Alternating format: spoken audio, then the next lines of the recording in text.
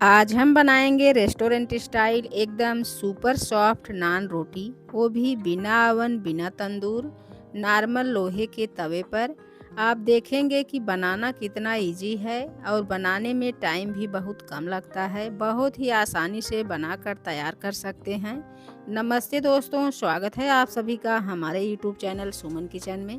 तो चलिए बनाना शुरू करते हैं। वीडियो अच्छी लगे तो वीडियो को लाइक शेयर और चैनल पर नए हैं तो चैनल को सब्सक्राइब जरूर कर लीजिएगा।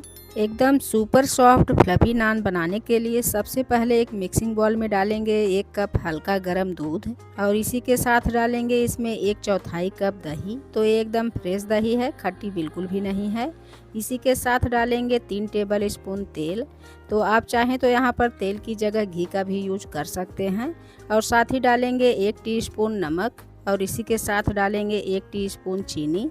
अब सभी को बढ़िया से मिक्स करेंगे जब तक कि सारी चीज़ें अच्छे से दूध में मिक्स ना हो जाएं। तो देखिए सारी चीज़ें बढ़िया से मिक्स हो गई हैं। अब इसे थोड़ी देर के लिए साइड में रख देंगे। अब ये मैंने लिया है 3 कप मैदा, तो इसे छलनी में डाल देंगे। अब इसमें डालेंगे 1 टीस्पून बेकिंग पाउडर और साथ ही डालेंगे हाफ टी स्पून खाने वाला मीठा सोडा। अगर आपके पास बेकिंग पाउडर ना हो तो आप यहाँ पर 1 टीस्पून जो है खाने वाला मीठा सोडा डाल दीजिएगा, तो उससे भी आपका काम हो जाएगा। अब सभी को बढ़िया से छान लेंगे। तो देखिए इसे मैंने अच्छे से छान लिया है। अब ये जो दूध वाला मिक्स तैयार करके रखे थे ना, इसे एक बार फिर से बढ़िया से मिक्स कर लेंगे। अब आटे में थोड़ा सा स्पेस बना लेंगे और थोड़ा थोड़ा दूध डालते हुए इसका एक स्मूथ सा डो लगाकर तैयार करेंगे। तो दोस्तों, आप हमारी ये वीडियो कहाँ से देख रहे हैं कमेंट करके हमें ज़रूर बताइएगा, जिससे कि हमें पता चले कि हमारी ये वीडियो कहाँ पर देखी जा रही है। आपसे एक छोटी सी रिक्वेस्ट है कि अगर आपको ये वीडियो ज़रा भी पसंद आ रही हो तो प्लीज़ वीडियो को लाइक ज़रूर कर दीजिएगा और साथ में हमारे चैनल को भी सब्सक्राइब कर लीजिएगा। तो देखिए इसका हमने सॉफ्ट सा डो लगाकर तैयार कर लिया है।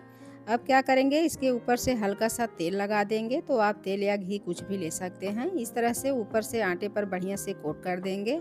इससे क्या होगा कि आटे में मॉइस्चर बना रहेगा और आटा जल्दी सूखेगा नहीं। तो देखिए आटे में मैंने सब तरफ तेल अच्छे से लगा दिया है। अब आपको एक छोटा सा काम और करना है। इस तरह से एक पॉलीथीन लेना है। तो इस तरह से पॉलीथीन सभी घरों में इजीली मिल जाता है। आप चाहें तो यहाँ पर सब्जी वाली जो पॉलीथीन आती है ना, उसे भी ले सकते हैं। अब आटे को इसके अंदर डाल देंगे और इस तरह से बढ़िया से फोल्ड कर देंगे। तो इसमें जो सबसे बढ़िया खमीर उठती है ना, वो पॉलीथीन के अंदर ही उठती है, क्योंकि पॉलीथीन के अंदर बढ़िया गर्माहट होती है। इससे आटे में बढ़िया खमीर उठता है और आटा अच्छे से फूल जाता है। अगर आप पॉलीथीन में नहीं रखना चाहते हैं तो क्या कीजिएगा कि कोई साफ़ सुथरा कपड़ा को हल्का सा गीला कर लीजिएगा।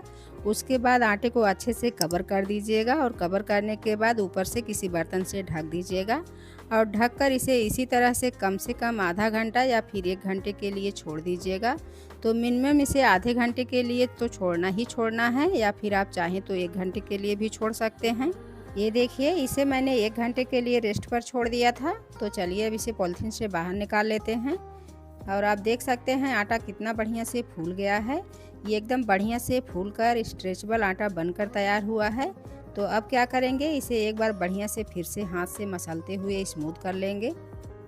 तो देखिए आटा बढ़िया से स्मूथ हो गया है। अब इसकी हम लोई तोड़ लेंगे। तो इसकी लोई नॉर्मल जो हम रोटी के लिए लोई तोड़ते हैं ना, उससे थोड़ी सी बड़ी होती है। तो आपको जितनी मोटी या पतली नान बनानी हो उस हिसाब से लोई तोड़ लीजिएगा। अब इसे हाथों से बढ़िया से मसलते हुए अच्छे से रोल कर लेंगे। तो चलिए अब इसे बेल लेते हैं। तो चकले पर लोई को रखकर हल्का सा प्रेस करेंगे और इसके ऊपर थोड़ा सा सूखा मैदा डस्ट करेंगे, यानी परथन।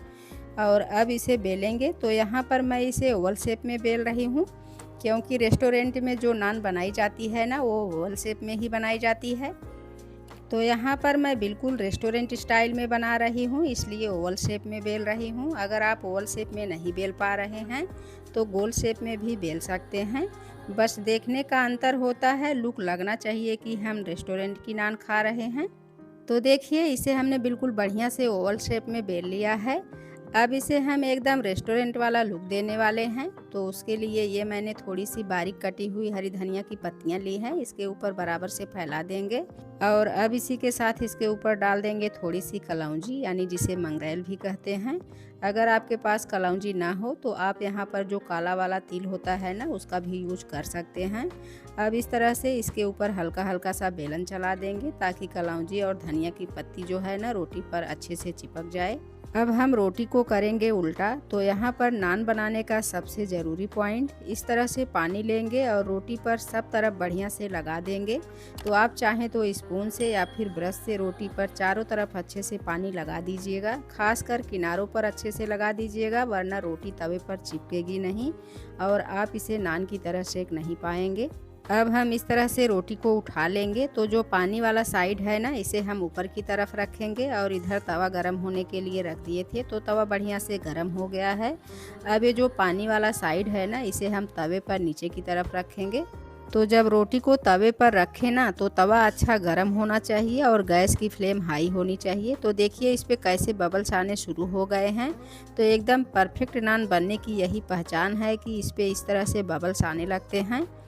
तो एकदम बढ़िया नान बनकर तैयार होने वाली है। तो देखिए इसे इस तरह से हल्के हल्के हाथ से किसी कपड़े से इसको दबा देंगे ताकि रोटी जो है ना तवे पर अच्छे से चिपक जाए। अब इसी तरह से लगभग 1.5 से 2 मिनट तक सेक लेंगे। जब आपको लगे कि एक साइड से रोटी सेक गई है तो तवा उठाइए और गैस की फ्लेम मीडियम कर दीजिए और इस तरह से चारों तरफ घुमाते हुए रोटी को सेक लेंगे। तो ध्यान रखिएगा रोटी जो है ना गैस से टच न होने पाए, इस तरह से थोड़ा सा ऊपर से ही सेकिएगा। तो देखिए इसी तरह से तवा को घुमा घुमा कर सब तरफ से तंदूर की तरह सेक लेंगे। वो लोग क्या करते हैं, रोटी को साइड साइड चिपका देते हैं और बीच से भट्टी से हीट निकलती रहती है, तो उसी से नान जो है धीरे धीरे सिकती रहती है। अब हमारे पास वो तंदूर तो है नहीं, तो हम लोग क्या करेंगे, इस तरह से तवा को घुमा घुमा कर सब तरफ बढ़िया से सेक लेंगे। तो ये बिल्कुल तंदूर की तरह सिक जाएगी। और देखिए आप देख सकते हैं नान कितना बढ़िया से सिक चुकी है और इस पे कितना बढ़िया से स्पॉट्स आ गए हैं।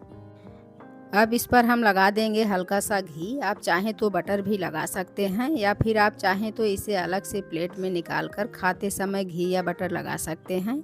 तो देखिए इसे मैं आपको पलट कर भी दिखाती हूँ, दूसरे साइड भी नान कितने अच्छे से सिकी है, बिल्कुल भी जली नहीं है। और ये लीजिए अब बिल्कुल तैयार है हमारी बहुत ही बढ़िया नान रोटी। एकदम रेस्टोरेंट स्टाइल सुपर सॉफ्ट नान बनी है। अब फिर से तवा पर रोटी डाल देंगे। तो ध्यान रखिएगा जब रोटी को तवा पर डालिएगा तो गैस की फ्लेम हाई रखिएगा और तवा को पहले स्टार्टिंग में बढ़िया से गर्म कर लीजिएगा, उसके बाद रोटी को डालिएगा। तो अब सेम प्रोसीजर से सारे नान को सेक कर तैयार कर लेंगे। ध्यान रखिएगा यहाँ पर जो तवा लीजिएगा ना, तो इस तरह से हैंडल वाला तवा लीजिएगा जिससे कि नान को सेकने में आसानी हो। तो ये देखिए यहाँ पर मैंने सारे नान को सेक कर तैयार कर लिया है और ये लीजिए एकदम सुपर सॉफ्ट और स्वादिष्ट नान बनकर तैयार है। इसे मैं आपको दिखाती हूँ कि ये कितने ज़्यादा सॉफ्ट बने हैं। आप इसे जिस तरह से चाहें मोड़ सकते हैं, ये बिल्कुल भी टूटेंगे नहीं और जब छोड़ देंगे तो ये दोबारा से अपने शेप में आ जाएंगे।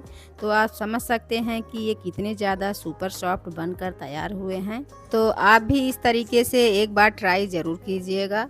दोस्तों आपको ये वीडियो कैसी लगी, ज़रा भी अच्छी लगी हो तो प्लीज़ वीडियो को लाइक ज़रूर कर दीजिएगा और साथ में हमारे चैनल को सब्सक्राइब करके बेल आइकन को प्रेस कर लीजिएगा, जिससे कि हमारी आने वाली लेटेस्ट वीडियो की नोटिफिकेशन आप तक सबसे पहले पहुँचे। फिर मिलते हैं किसी नई रेसिपी के साथ, तब तक के लिए bye bye and take care.